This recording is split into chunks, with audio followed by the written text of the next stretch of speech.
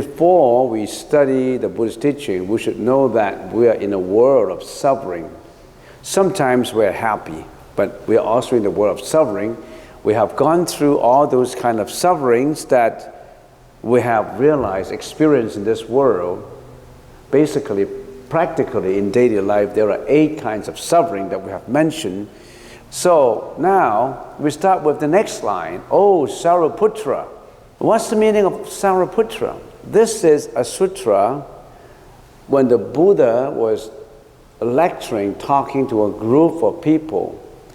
The Buddha was introducing the concept of emptiness, how Avalokitesvara Bodhisattva practice the concept of consciousness, the practice of visualizing consciousness to arrive at the truth. So the Buddha, Sakyamuni, when he was lecturing, he was addressing, oh, Sariputra, this is what it is. This is about emptiness. This is about the philosophy of emptiness. So he was talking to Sariputra. Why not to other disciples and just Sariputra? What's the meaning of Sariputra?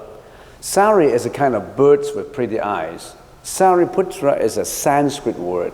And Putra means the sun. So Sariputra means the son of pretty eyes bird. Why the son of pretty eyes bird?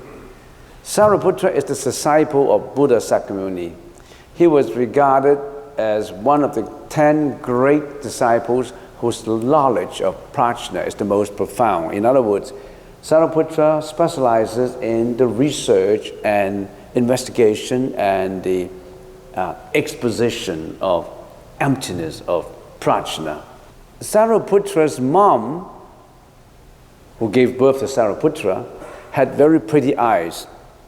His mom had very pretty eyes, like the eyes of pretty bird's eyes. Sari is a kind of bird with very pretty eyes, and everybody addressed Sariputra's mom as Sari, the pretty eyed woman. So Sariputra was given birth by a pretty-eyed woman, so they call Sariputra the son. Putra means the son of pretty-eyed bird.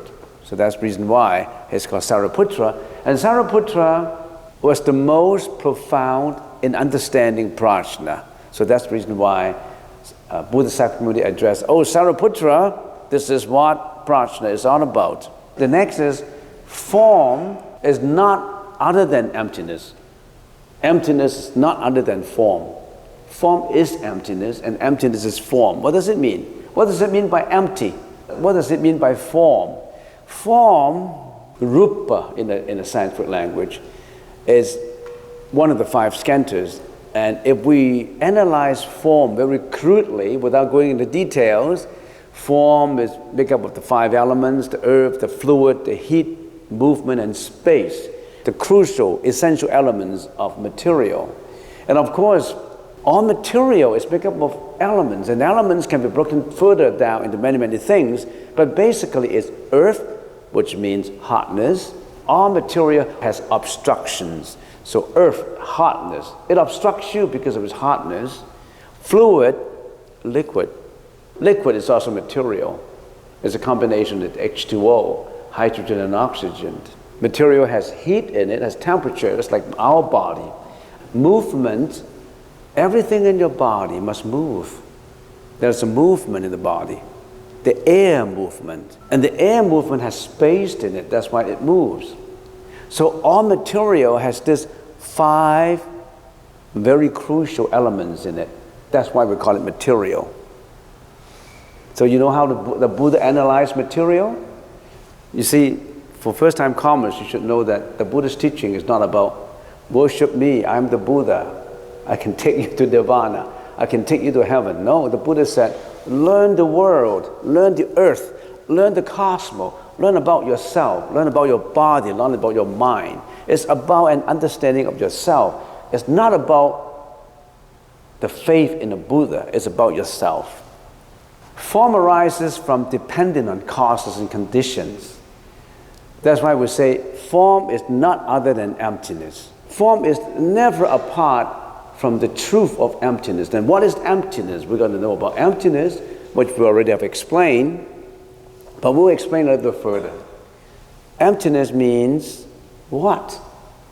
Empty of what? Emptiness because of everything is conditional causation. Everything is because of causes put together. The existence of a thing is because of conditional causation, the existence of all these dependent causes. Just an example, I'm a form, I'm a body. I'm a body, and I don't have independent existence. My body exists because of all causes mature and put together. The many causes, the main cause, secondary cause, the primary cause, secondary causes, and their conditions. My mom and dad came together and produced me, and I exist because of health, because of water, because of air, because of everything. So my existence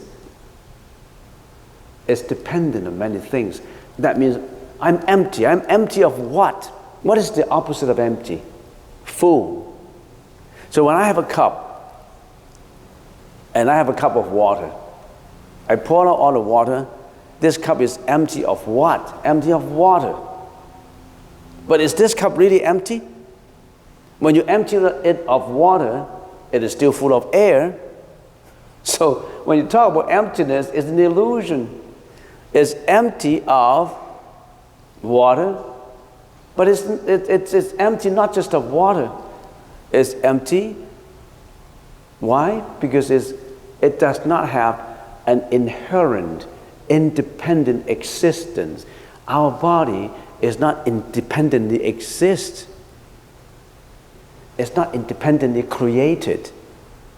It's based on many things. It's dependent arising. So this self, this ego that you've been saying, I, myself, I am me, I'm John, I'm Jack, I'm Mary, you don't have an independent existence. Because you're a dependent arising. You have no self. But our illusion is we have a self. This is myself. I got to protect myself. This is mine, this is yours. So this self actually is selfless, but you don't regard it. You want to protect it. You want to protect it even at the expense of hurting others. In the Sanskrit language, is asvabhava, without its essence. And also one more concept is form is impermanent. It does not even have a permanent existence. Not just your body. Everything is impermanent. We know that. A primary school kid would know impermanence. We know from very young age that we're going to die. Nothing stays. But inherently, because you think you have a self, you want everything to stay. You act as if everything stays. You want your house to stay, you want your asset to stay, you want your wife to stay, you want everything to be the same. You want no changes. Unless you are poor, you want to change to be rich. You know that everything is impermanent, but you act as if everything stays, everything is permanent, and that gives it a lot of suffering. That tortures you in the process of continuation of your life. That tortures you, that gives you a lot of suffering. Why in the Sutra it introduced the negative aspect of not, different from, and then the Sutra introduced the concept of is. First of all, is form is not different from emptiness. Emptiness is not different from form. That is a negation. There's a negation. And then in the third line you say, form is emptiness, emptiness is form. Why all of a sudden you have affirmation? You have negation and then you have affirmation. This sutra is logical and has a lot of wisdom in it. It explains by negation first, and then it explains by affirmation. It takes two perspectives to look at a thing. Look at it from a negative aspect and look at it from a positive aspect. That's how you comprehensively look at it. You don't just look at it from a negation point of view, you also look at it from an affirmative point of view. That's more comprehensive. Okay? So form refers to all phenomena. When we talk about form, sound is also regarded as form. It's a phenomenon. Everything you can think of is a phenomena. It's regarded as a form in this case. Not other than means not different from or not apart from. Empty of what? Empty of independent existence. Empty of a real truth, which you believe to be an inherent self. You. You want to be you. Everything comes into being due to conditional causation. Now that is what emptiness is all about. It's empty because its causes come together. It itself does not have an independent existence, and we attach that terminology and call it empty. In the Sanskrit language, it's called sunyata. You got to call it something, philosophy or concept or truth. You got to call it something and translate it in the common English language as empty. It does not mean non-existent. My body is empty. It does not mean my body does not exist. It exists, truly exists, but it exists void of an inherent independent existence. It exists, okay, but it's impermanent. It's dependent arising. It does not have a dependent self. That's the definition. That's the meaning of emptiness. I can carry on, but why don't we pause and think about something else? How does this help me?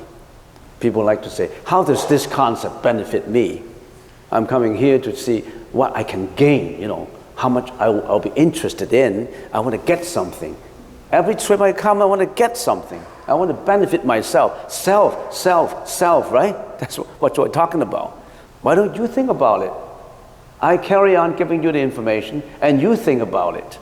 We talk about everything comes into being due to conditional causation. You sitting here because of certain conditions that contribute to your presence in here.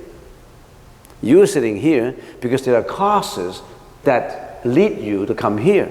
You don't come here without a reason, without a cause, without a condition. Your car broke down on the road, you can't come. Okay? If you're sick, you can't come. If you're biased and think, I don't want to go to a temple. Why should I go to a temple on a rainy day? You can't come. There are many conditions that impede you from coming, and there are also many conditions that encourage you to come. And in this case, the encouragement works more than the impediment. That's the reason why you come. So there are conditions. So if we further analyze it, we look at everything from two perspectives, by negation to by affirmation. That's not enough. It's from the angle of yes or no. That's not enough. We want to analyze conditional causation, emptiness, from four perspectives. First one is karma conditional causation. What does it mean? Karma is a Sanskrit word. Under the influence of karma, the conditions of reincarnation arises. Why is there a second life, a third life, a previous life, a present life, a future life? Because we are under the influence of karma. What is karma? We've got to venture into it. You expect to know everything in one sitting? No, not in 10. Maybe not even in 10 years to some people. To some people, maybe a year or two. To some people, not even in this lifetime. But you understand what the Buddha means. And depends on what kind of karma you have. Depends on what is your conditional causation in your understanding. Everybody's understanding is different. Everybody's conditional causation is not the same. Everybody's face is not the same. Everybody's mind is not the same. Everybody's thought is never the same. Next, alaya conditional causation. What does it mean? It means all things arises from the alaya. What does alaya mean? Alaya is a Sanskrit word meaning consciousness. Everything is perceived through consciousness. So there's nothing without consciousness. Taragata gabba, conditional arising, or buddhadatta, conditional arising. What is Buddhadatta? That's a Sanskrit word. It means looking at conditional arising from the concept of eternity. Some people like to say, there must be an eternity. There must be a soul. So let's look at it from the perspective of eternity, a soul. Fourth, Dhammadhatu conditional arising. It means the Dhammadhatu is the conditional cause for all phenomena, everything being dependent on everything else, therefore one is in all is in one. Do you understand what it's talking about? All is in one. One is in all. All is not different from one. One is not different from all. So all is one, one is all. When you look at that, you're looking at conditional arising from the concept, from the perspective of Dhammadhatu. So remember these four perspectives of looking at emptiness, of looking at conditional causation. Let's just talk about Dhammadhatu arising, conditional arising. Dhamma means all things. A human being is a Dhamma, a tree is a Dhamma, a cloud is a Dhamma, sunshine is Dhamma, rain is Dhamma. Everything that can be conceived of is Dhamma. You've got to define your terms. Everything that your mind can think of, we call it a Dhamma. That's how we make the argument. That's how we carry on the elaboration of our thinking. So when we say all Dhamma are marked with emptiness, we are saying everything has emptiness as its own nature. It means nothing can be born, nothing can die. What is the literal meaning of being born? Being born is out of nothing, boom, becomes something. How can it happen that out of nothing, boom, becomes something? And dying, that means something will be destroyed forever. But nothing will be destroyed. Why? We have to go further to understand this. If a thing is not empty, it cannot be there. If there is no conditional causation, nothing exists.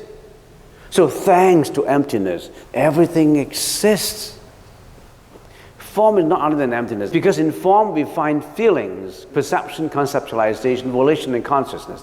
Emptiness makes everything comes into being. Emptiness is full of everything, full of life. To be empty does not mean non-existent. Emptiness is empty of independent existence, because everything is dependent arising. Because of emptiness, all conditions may come and all conditions may fail. Because of coming and going and coming and going, everything exists. So thank you very much, emptiness. Because of you, everything exists. Because of you, life is lively and active. Because of you, there are changes. Because of you, poor can change to be better, to be rich. And of course, rich can be poor. Because of changes, we have hope. Because of emptiness, we have hope. It's just the opposite from what people think. Everything is empty. Oh, I'm hopeless. You don't understand emptiness. You're helpless in your conceptualization because you don't understand it properly. The whole universe is empty, but it is full. You will live a life that is full. You walk every highway. You climb every mountain, cross every stream. How active, how full, because there's a stream to cross, a mountain to climb, a highway to drive. All these changes make the whole world come true. I intend to talk about a lot more, but I can only finish 1% of what I want to say. And now they say, lunch, lunch, lunch. And that reminds me of the emptiness of my stomach, which has to be full. So maybe the chance of a sound of the bell going gives me hope in filling the emptiness of my stomach.